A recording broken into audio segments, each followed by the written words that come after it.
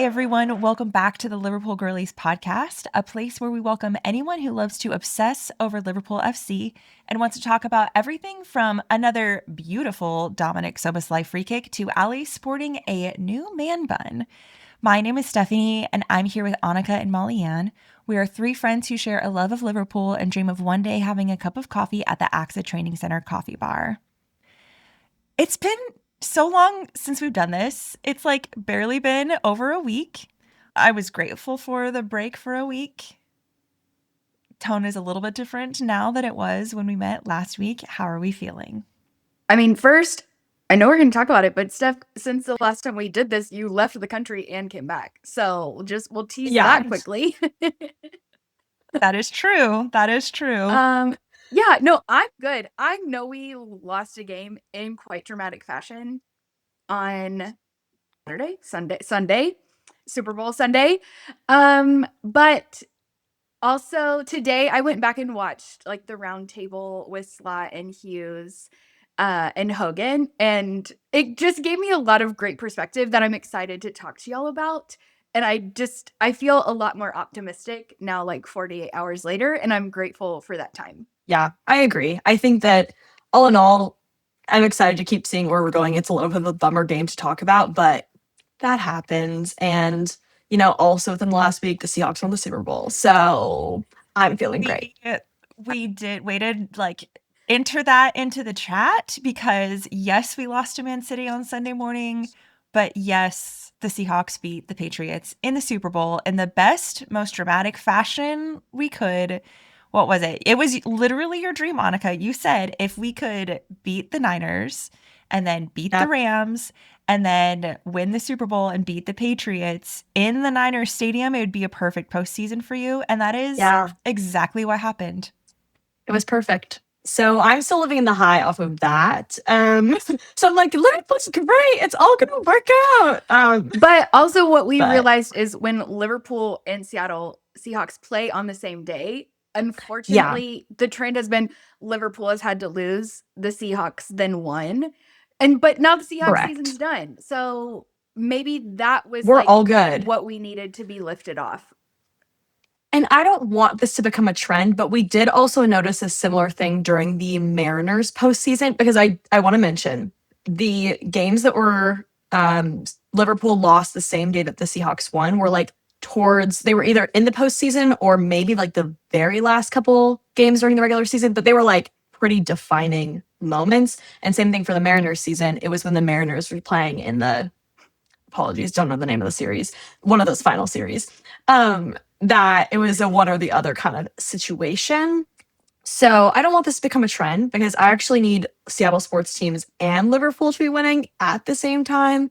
This is ideal, but you know, football season's over. It's time for football season to continue in a positive direction. Well, speaking of football and football, I did go to the Netherlands over this week. It's been a dream of mine for a long time. By a long time, I mean like 2 years since I fell in love with Ted Lasso.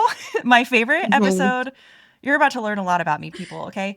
The Sunflowers episode, the 6th episode of season 3 of Ted Lasso, is my favorite episode of TV, probably of all time. They go to Amsterdam, and it's just absolutely wonderful. And I've always wanted to do like a little Ted Lasso tour through Amsterdam.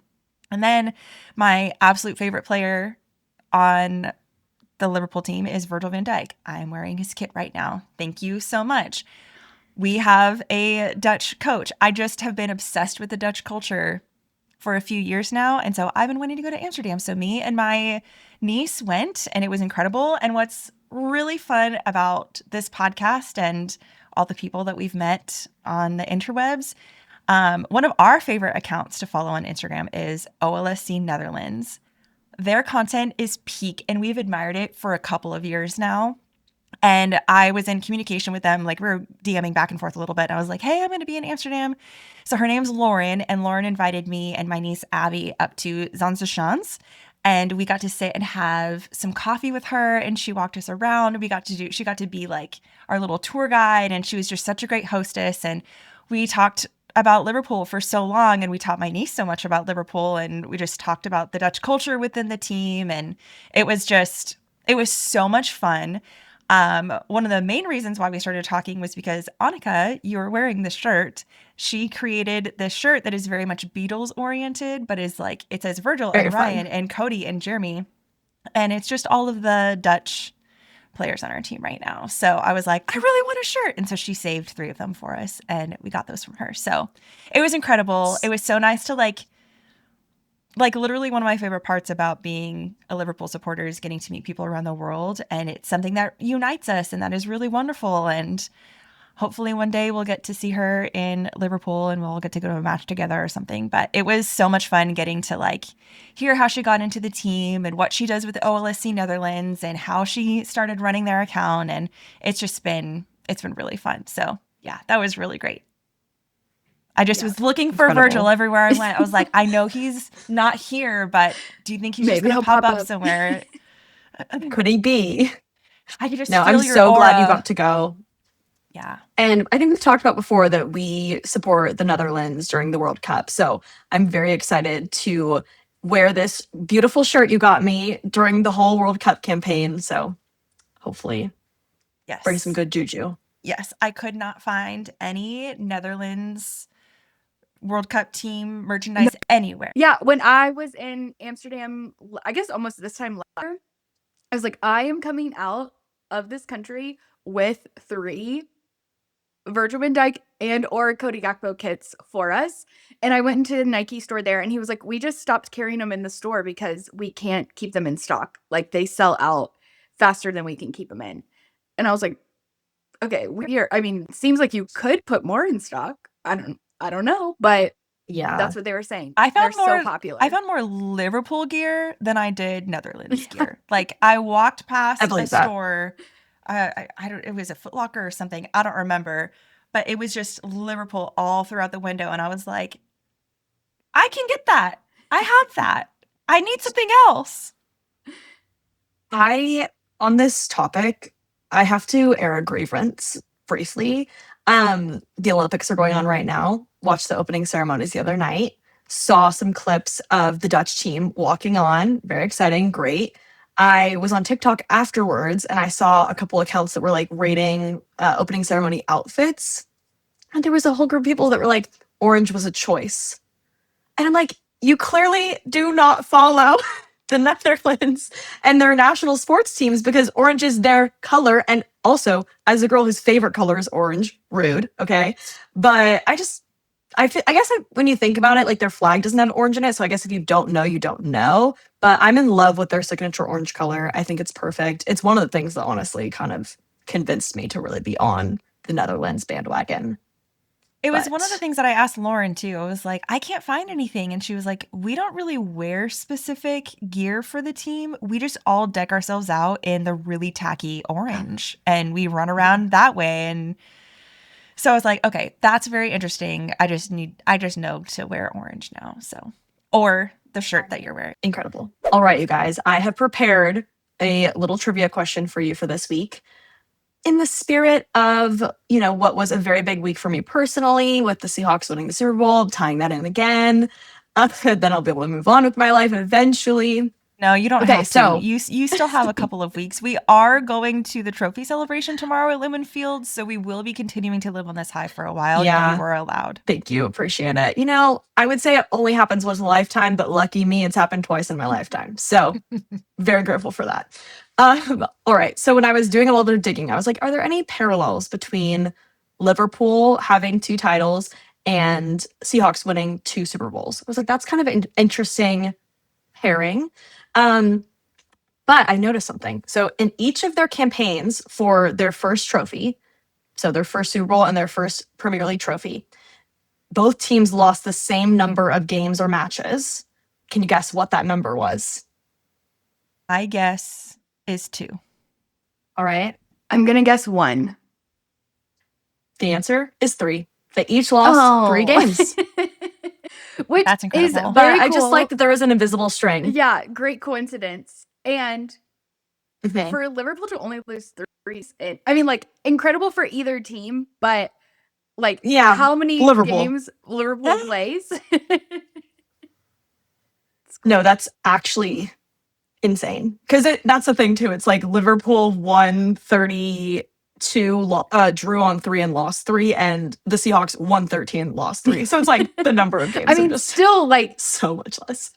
crazy for both teams, but very cool. That's a great Yeah, question. so I love a little Good digging. invisible string between the two. This trivia question was brought to you by the magical, mysterious, disappearing free kick mist. A week ago today, there was a video that was released. Molly, and you briefly mentioned it. There was a roundtable video that was released by Liverpool. This was a genius move by their PR team. I want so badly to sit and talk to their media team and ask them all the questions, because between media, PR, all this content that they put out, there's so many moving parts that they have to consider and so many emotions to consider, both for the team and for the establishment and for the fans that are local and international and all of that. What they're having to do right now and just navigating this time where so many people are missing Jurgen and they're really upset with Arne, but other people are happy with Arne, and just like there's so much conflict happening right now, just because it is feeling like a little bit more of a difficult season when we weren't expecting it to be such a difficult season. If you guys haven't watched it, it was a roundtable video where it was Arne Slot, Hughes, and Hogan. And it was dropped like right after our 6-0 win over Carabao. And then that week we also won 4-1 at Newcastle. So it was a little bit of a different experience then. But anyway, they sat around and someone just asked them a bunch of questions, and they were all very honest. And we got to hear where their mindset was, where their communication is. And you could just really tell that the three of them are united. And a lot of people are asking for Arne to be fired, but that doesn't sound like that's happening. But anyway, getting to hear from the three of them as they just sat around and talked about the heart of the club and why are they doing certain things and their communication, it was just incredible. But you guys got a chance to watch it. What were some of your takeaways? No, I, like you, Steph, have so many questions, because I would love to know when they actually filmed this and like when they were planning, like, right, like I'm assuming this was filmed like a few weeks back and they were just like waiting for the right moment to put it out there, and it was like so timed, so well executed. I think kind of high level, my takeaways are Liverpool and FSG are very strategic. And I think we've talked about this over several episodes this season of like, they are making decisions for the next 3 to 7 years, and they can recognize that what's happening right now is not what they want, but they really believe in the decisions that they make, the work that they do to bring in the right people, whether it's people on the pitch, whether it's coaching, whether it's people we don't even know exist at the club. And so that's when I was saying at the beginning of the episode, like Sunday felt like such like a hard hit after such a good week. But then getting to go back and watch that roundtable, I was like, okay, like in the long run, we're gonna be great, right? Slot talked about, the goal is really to win 2 Premier League titles in 5 years instead of 2 Premier League titles in 30 years. And so there is still much focus and like an attention and intensity from that group that I was just like, okay, like we're working through a lot and we're gonna be fine. So it was a good interview. I was kind of glad that I didn't listen to it last week and waited until post Man City to kind of get to hear what they had to say. Yeah, I love that. Is some good perspective. I listened to it right when it dropped, and it was really great, I think, for me to gain more understanding of like FSG and kind of the context of what's going on for them, and also hearing that I believe Slot and Hughes started at the same time with Liverpool, and so just the way that their like, I guess, relationship has really grown, and they've been finding their footing at the same time. But it also helps, I guess, for me, give some context for maybe some of the, and I think it's good, but like the patience that Arne is being given to like, okay, you're creating your own vision, like this is what we're moving towards and this is what we're building, and giving him that time and giving him that understanding. It's not someone who's saying like, well, I've worked with this person in the past and you just need to come in and basically keep doing what they were doing. But it's a new era. And so everything that comes with that.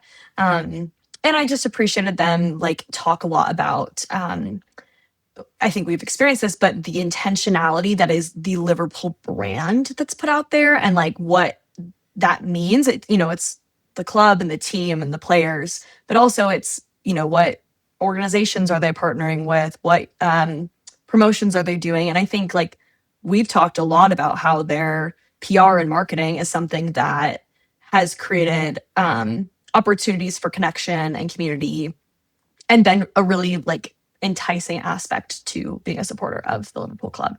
So hearing the strategy behind that, hearing the intentionality behind that is really cool. And it seems like it was super well received by fans. Reading the comments underneath the video was like, thank you so much. These are a lot of the questions that I had. And I guess just seeing that kind of online noise that was very positive about that interview made me feel happy, and I'm sure was nice for their team as well. Talking about kind of Hughes and Slot coming into Liverpool the same season, but I also loved that Hughes talked about kind of his previous relationship with Slot, where he was recruiting players from Feyenoord. Yes. And him talking about, I've seen now 4 or 5 really quality players that he's signed from Slot. And he was like, clearly there is like a through line. If all of these players are coming to us, I'm interested in all these players, right? And Hughes is very focused on like concrete data and in personal relationships and dynamics. And so for him to not only be focused about Slot, in like the short window at Liverpool, but to have so much history, I didn't know that until I listened, and I was like, okay, like there is so much that went into this decision. And I've been vocal about being pro Slot. I'm not an anti, I don't want Slot out, but again, just to hear there's so much like data that's been collected to show the quality of manager and player developer that Slot is, I think was really great to hear Hughes personally get to speak. 2 things. One, the fact that you just said the data. It reminded me of another video that popped up this week. It was a non-Liverpool player. I'm not really sure who it was. He was just talking about how Slot and his team, his management team, have come in and just kind of changed how the players move every week. Because like after a certain point in practice, they will intentionally pull guys off of the pitch and say, okay, you're done, even if practice is still going, because they've collected the data and they've hit their numbers. And it's like, no, we're actually going to protect you. And what that's done is we've seen, I mean, not so much this season, but like muscular injuries are going to be less because of the care and the thoughtfulness that his team, Slot's team, has been putting into just taking care of the human being side of things. I mean, people keep begging him to play Rio more, and he's like, yo, he's 17. He could get seriously injured because he is not fully developed yet. Like his bones still have to grow, his muscles still have to grow. So I very, very much appreciate that. Annika, you talked about like just like the PR side of things. This team not in like a fully developed way, but it kind of reminds me of Disney in that they're so careful about their synergy and where they're so careful about every single decision that they make. I mean, I've worked for Disney for a very, very long time. And so it feels very familiar to me of just the synergy side of things and how they want to make sure it is the same through line everywhere. The amount of time and attention and care that this team puts into what they put out into the media and what they put out into the world. I'm on the OLSC Seattle board, and so I have access to like the branding side of things and just their branding website and the storytelling and the guidelines that they have for all the OLSCs for their social media. They're so careful and so protective because they want to stay true to their identity, and it is raw and it is vulnerable and it is beautiful and it's all about uniting everyone and creating a positive space for everyone. And I really felt that in this video. And a lot of times, like the only times that we see Slot speaking is in press conferences where not necessarily strangers, but like reporters, their job is to get a headline. It's to get people to watch their short form videos. And that might be 10, 15 minutes at most. But the fact that they got to sit there for 30 minutes, and they were geniuses because they were bringing in all these clips from the last year when we've been doing really well and we won the Premier League and all of these success stories that Slot has had, just kind of weaving that into that entire interview to like really create positive emotion. It was a genius move, and I'm just so proud of how careful they are about their storytelling and making sure that everyone feels like heard and taken care of, and they just want to address people's issues. Because they're not like, well, it's just, we're bad, that's just gonna be how it is. They're not making excuses, but they're like, hi, like, we hear that you're concerned, like, it's okay, we've got you, in a way that is appropriate. Yeah, I liked that it Yeah. was clearly like a PR move, right? They recognize like fans are upset and we want to address the things they're upset about. And, you know, Slot talked about, I want to play football that fans want to watch. Like, and, you know, just throughout the whole thing, they talked about like the fan experience and like how important that is. And so but I also feel like they did a really great job balancing the PR of like, hey, we need to get these answers out, but it's still incredibly genuine. It was, I felt like really honest, very open and real, and not just like, you know, like we are the heads of this huge football club and like, let me try to like spin it in a way that is, I don't, you know, like feels maybe a little fake, or I thought it felt really real. It didn't feel like there was, you know, like you can only say this or you can only say that type of conversation. Yeah, I think it felt intentional and authentic, and you could see their real working relationships in the conversations that they were having. It was not three guys who never speak to each other. It was three people who have been working That is together such a and in great call out. communication. Yeah. Yes. So What other club does that? I mean, to be fair, I'm it's very remarkable. biased to Liverpool, so not really interested in seeing much more, but haven't seen it yet. I'll say that.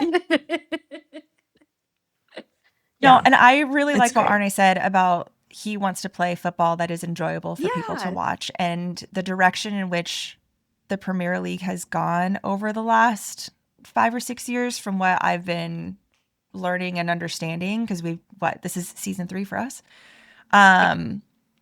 It's just different, and I don't like playing against the teams that just want to do set pieces and they're so physical and they don't play from open play. Like the amount that Arne over this whole season have said, look at the chances that we have created from open play. That is something that's so important to him, is the number of chances that Liverpool creates from open play. The finishing wasn't super great for a while. It has been getting better. But you could just see that is really important to him. And honestly, personally, I don't think the way that the Premier League has headed into with the being very set piece focused, I don't think that's going to be sustainable. I think we're going to end up going back into open play. We don't know where that's going to go, but that's what I at least hope. But it just doesn't feel like that is going to be very entertaining in the long run, and honestly just not sustainable for even the business side of things, because it is about entertainment. I did have one more moment that I really liked that Slot brought up that I kind of wanted to talk about, get y'all's thoughts on. It was towards the end when he was you know, as we all know, sorry, I'll backtrack for a moment. I have my personal weekly beef with the internet and the interwebs and the media. Shocker. But Slot was talking about kind of that exact perspective where, you know, he's like, the media, what we see on social media from pundits, like, he's like, their job is to give a reaction that is of the moment and is emotional. And I fall into that too, because I fall for the emotional bait day of a match. But I love that he talked about, he's like, my job is to tell the players like what is true.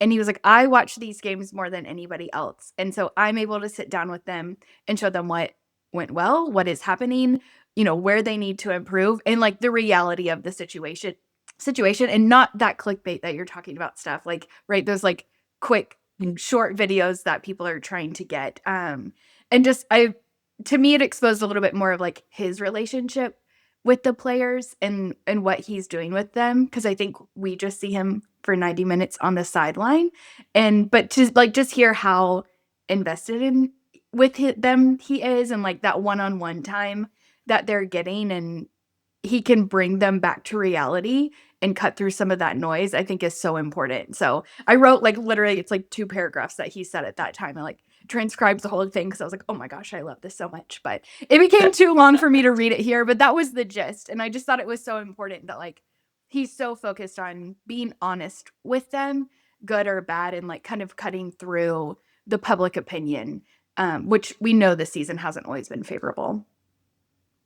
Yeah, we've heard some frustration from Mo. We've heard some frustration from Mac, and they have every right to be frustrated. Like, it's a very highly emotional game, and when they're not doing well, they're beating themselves up. They're really frustrated, and everyone needs to like point a finger somewhere. And I feel like Arne, especially with him being Dutch, has the backbone to be able to like take that and be okay and not take it personally. And I think it has their reactions has a lot to do with so much change. And we've talked about this so many times. Change is so hard. Mac lost so many of his South American pals, and Mo, there's so much like expectation on him, and he's just not meeting those expectations. And he's like getting older, and you can't like, there's just so many other factors, and blaming and being upset with the manager and the new management changes is an easy thing to point at. And of course, like Arne has admitted he changed a lot, and he probably shouldn't have changed that much, but he's fixed a lot of the problems that have been created this season. So anyway, we have seen some frustration, but I really can see Arne being one to not back down from that and to like continue to pursue those relationships, because he doesn't avoid conflict. So Yeah. I'm just really, really impressed. Yeah, I agree. It was great. I think, I mean, I could probably sit here and talk to y'all about it for like the next 2 hours, but for the sake of the pod, we shall move forward. We shall move forward. If you haven't watched it, but yeah, if you haven't watched it, please go watch it. We will put a link of it in the show notes for this. Watch it, come back, comment, let us know what you thought. It was one that I like it was a YouTube video, so I had it on, but I was going for a walk, so I like had the YouTube video playing in my pocket. But then there were certain moments that I was like, wait, I need to see this, and I would like stop on my walk, pull out, watch it, and then put it back in. I literally was on the light rail on the way to the airport, and I was like, I have an hour, I can watch this 30-minute thing. I was locked in. It was great. Oh my gosh, it was so good. All right, well, let's move from an incredible interview to a less incredible match in Liverpool versus Manchester City. I mean, here's a through line. I do feel like watching us play Manchester City, like the idea of open play and football being entertaining was really true during that match. Like, yeah, it did not end how I wanted to. I felt a lot of misery, but like I did have fun watching that. And that was a lot of very talented people on a field, like trying to make it happen. So I do feel like, versus like seeing us play Arsenal or teams like that, like there's something different about it that I did enjoy. I'm not going to lie. Yeah, I agree. Annika and I got to watch it from the OLSC Seattle pub. So it was great to be with everyone, especially on Super Bowl Sunday. Everyone was, a lot of excitement and nervous energy in the room. Steph, where did you watch the game? How did you watch the game this week? I was on a plane for the entirety of the match, so I did not get to watch it in its entirety. And I've chosen to protect my peace. Good. And thankfully, social media has only shown me the celebration of Dominik Szoboszlai's free That's all kick. you need to know. So literally, that's all the captions have been like, well, the game didn't end this way, but everyone needs to remember this free kick. Please, let's talk about it. And it's just analyzed. And so that's just the joy that I watch over and over again. Yeah. So I don't have a lot to add to the conversation of this, but the one thing that I'm like more upset about this more than anything else, Anfield was the last Premier League stadium that Holland had not scored at. I know. And it's a cop-out because it was a stupid penalty kick, so I don't think it should count. But that is what I am absolutely most upset about. That's fair. I agree. That's fair. Yeah, that there's a couple of things that like really stung by the end of that game. Mostly Sobo's red card and Holland getting a goal at Anfield. Those are the things that I was like, if I could just go back in time and those things hadn't happened, I would be much happier. But yeah, it was I went into that match really intending to be not emotionally invested because the Super Bowl was later on in the day, and I was like, I just don't know how much I can take. But you know, It's okay. football, it has this way of getting you. And so here I was at some point during the game, absolutely screaming, like incredibly emotionally invested, feeling like I needed to have my vitals checked. Yeah, but it was a wild ride. I remember right before the free kick, he was lining up, and I looked at Molly and I was like, that seems really far away. Imagine if he made it. Like, My favorite was the video that Molly Ann put on our stories of everyone's cheering, cheering, cheering, and then you all of a sudden see Young go right in front of the camera and go, It was so great. no, when it happened, I literally, it was incredible. I like grabbed Molly and I was like, oh. I probably would have actually passed out if I were there, honestly. So It was incredible. Yeah. So Yeah. good job, Dom. Ugh. It was great. The Dominik Szoboszlai free kick. And then I was convinced he like did the snap again after the free kick. And so I was like, guys, okay, he snapped post free kick at Arsenal. We kind of started to like, and so I was convinced like he free kicked it again, snapped. This put us back on the right timeline. And then, you know, we watched the rest of the game. It didn't fix it, but that's okay. Yeah. It was still Mhm. like all you need to know is that free kick. Oh, We yeah. have not discussed this, but Dom has been bringing back his snap emoji back into his captions. It disappeared for a Oh. long time, but the last couple of weeks, at least like when we were winning pretty Oh. well a couple weeks ago, he started putting Yeah. it back into his captions. I love that. Didn't I notice. have to take a look. I haven't noticed. That's very good. We love some symbolism. Yeah, I love that.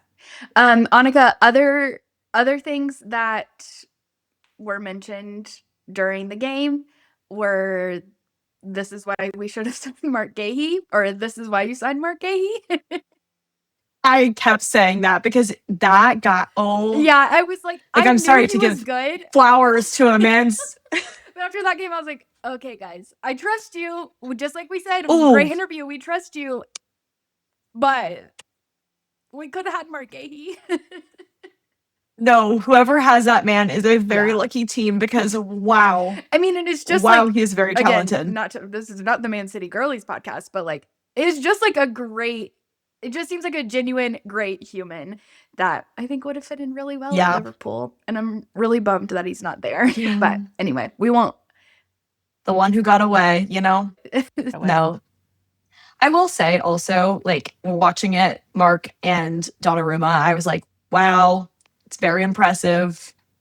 It's hard to play against. And the first half of the match, our defense was really working very hard, and they're excellent. Ali and Kirkez and Kanate and Virgil and Sobo, like they were playing remarkably well as a defense. And I think it's easy for me to like look at Man City's defense and be like, wow, that's just like, that's something else. But I was also really admiring how much fight they were giving. It was really like our offensively, we couldn't really quite get anywhere, but defensively it was, I mean, we were lucky for a lot of it, right? It was just like, wow, okay, we're saving shot after shot, but that also takes a lot of obviously like talent and Yeah. I think this is one of the games where we haven't held the higher percentage of possession.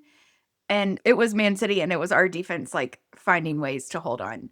So I think what's hard in the goals that were conceded, well, the penalty was Ali, but when Sobo has like a mistake that kind of like swings the game, like him playing Silva on side, it's like the hardest to take because of how much he gives to the team and like how hard he's working and yeah. everything he's done for us this season. And so I just hate when it's like, okay, he played the goal onside and then at the end ends up getting a red card. There's no goal. Like And it's like, come on, guys. Like, but it's Sobo. So, and I honestly feel like the red card, I was like, him and Holland are friends. I think it was like, we're friends and it, like, I don't know. I told Annika after the game, I was like, I even felt like Holland afterwards was kind of like, no. They're like, he doesn't need a red card. Just let the goal stand. And I agree. Like, we were going to lose anyway. Let the goal stand. Don't give Sobo a red card. Yeah. Holland said in his post-match interview, he was like, he's like, it's confusing. I think it would have been better for it to just be a goal. He didn't deserve a red card and we could have taken the goal. And also, but he's like, but I get it. Like, it's just one of those rules that's a automatic red. And I'm grateful that at least he's only missing one match. It would feel so unbelievably unnecessary if he was missing more than that, because it already is kind of like, what? He's missing a match? Okay. But yeah, it was a tough one. And I mean, in that moment, I'm trying to think if I'd seen Ali move up like that before in a game. I don't think I've seen him do that. Obviously has like his corner kick goal, like iconic corner kick goal. Yeah. But we don't tend to see him go like all the way up. What obviously like huge risk and, you know, big risk, big reward, whatever. But what I liked about it was just the amount of fight till the very end, even understanding like we weren't going to win. This is not a match that was going to move us to a certain place on the table. It was just, we're playing a competitor and we're playing till the very end and we're giving it all we've got.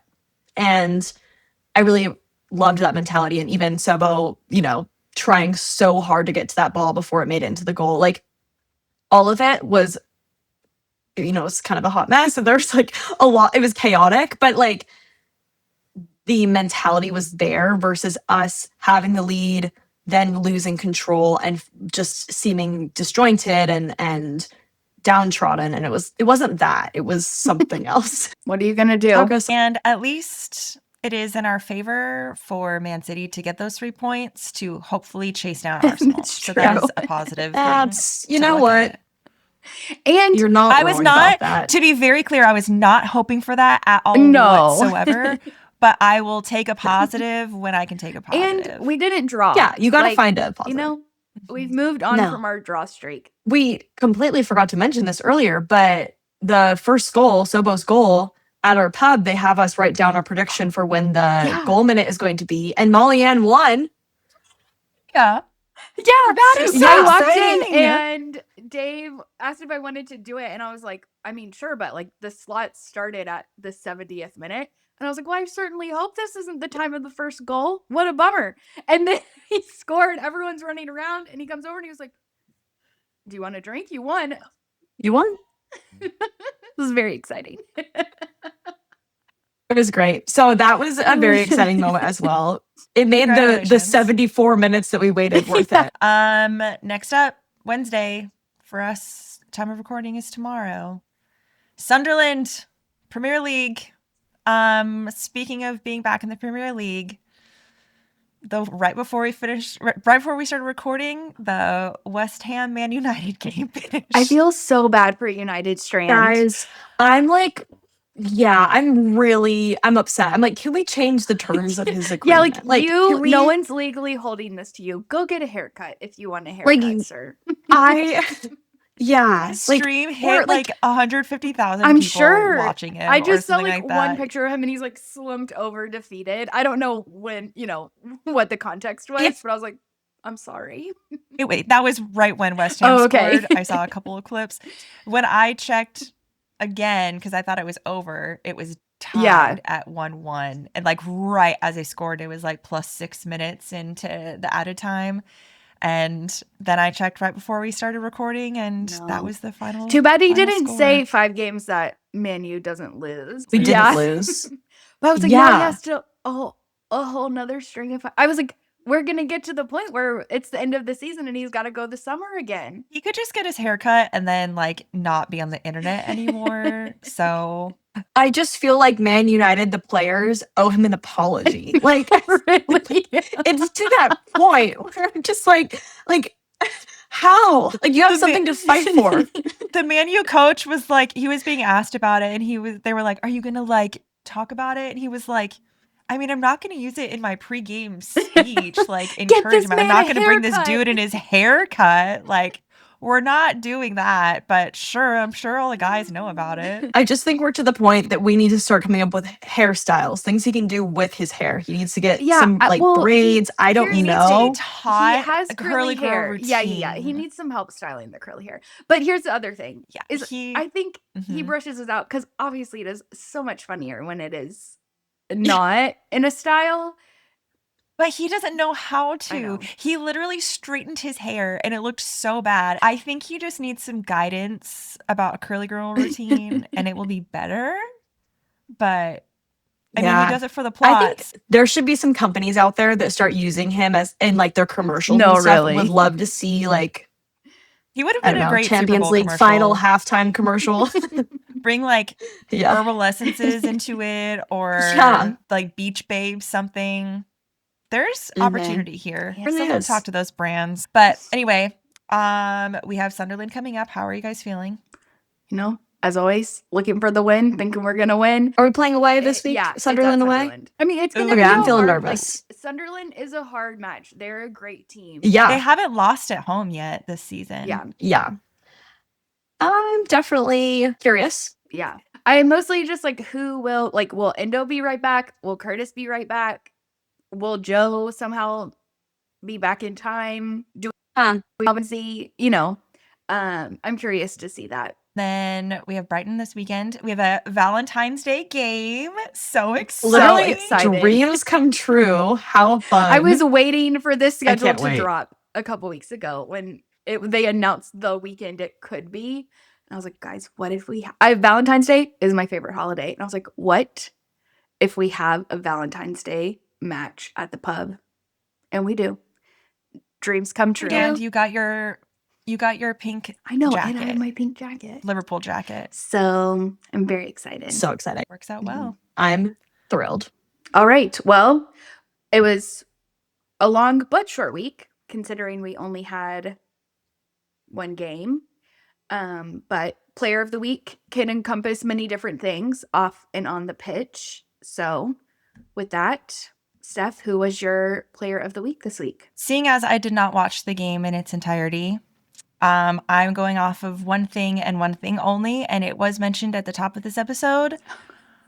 Alison Becker showing up with a man bun, and I unintentionally am honoring him with my very own little bun on the top of my head today. That was my style of choice this morning, so it fits very nicely with this theme. We are just the influence that Dominik Szoboszlai has on Alison Becker is incredible. And I'm here for it. And we see Dom start doing something for a few months, and then all of a sudden, Ali starts doing it. And it's just great. So Ali showing up in his little half man bun was incredible and made my whole week. So shout out to Ali. And he is a massive leader on the back line. And his job is very hard. So kudos to him. Way to go. Annika, player of the week? My player of the week is every Liverpool player who played defense this week because, like I said, I just was actually very impressed with them and their grit and their determination. And it's nice to feel a sense of like confidence. I also want to give a specific shout out to Perquez because specifically I did really notice his impact in the match. But we've been going through a lot of injuries. We're piecing together a lot of things right now. And the intentionality, the effort, and execution, I've really appreciated. Obviously, I know this is not the result they wanted to see, but I still think they deserve some flowers. Yeah, I agree. While this is not technically backline defensive player, he did play right back this week and scored our only goal, and that would be Dominik Szoboszlai. Will be my player of the week. The fact that you just said in the same sentence, he did play our back line, which is not normally his position, and he did score our only goal.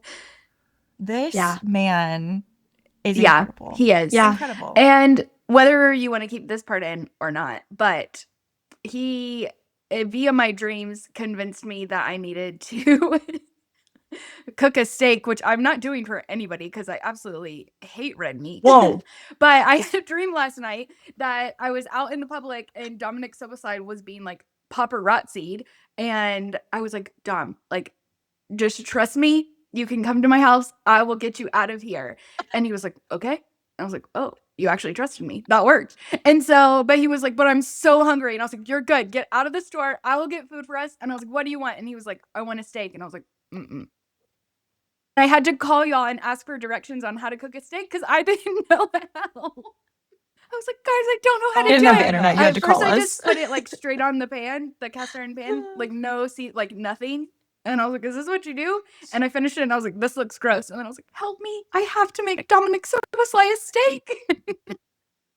The fact that you called us not to tell us that Dominik Szoboszlai was at your house, but you called us to ask us how to make a steak. For Dominik Szoboszlai. Great. So I was just like, that is Great. The power of Dominik Szoboszlai is he could convince me to attempt to cook red meat. Because I'm telling you, the list of people I would do that for. No one is doing that. Clearly, it's only Dominik Szoboszlai. Dominik Szoboszlai. Yeah. That is happening for no one else. Literally, you would go, no. I'm like, you would go buy me a I was steak like, why before am you I would cook one for me. this? Like, what? There are other ways to make this happen. Anyway. Incredible. I love that. The power. Yeah. Dominik Szoboszlai. Defensive, kicking free kicks, and getting me to expand my comfort zone in the kitchen and personal beliefs toward food. Okay, I'll stop there. He is all encompassing. Changing lives out here. I love it. That's all for this week's episode. We'll be back here next week, but until then, you'll never walk alone.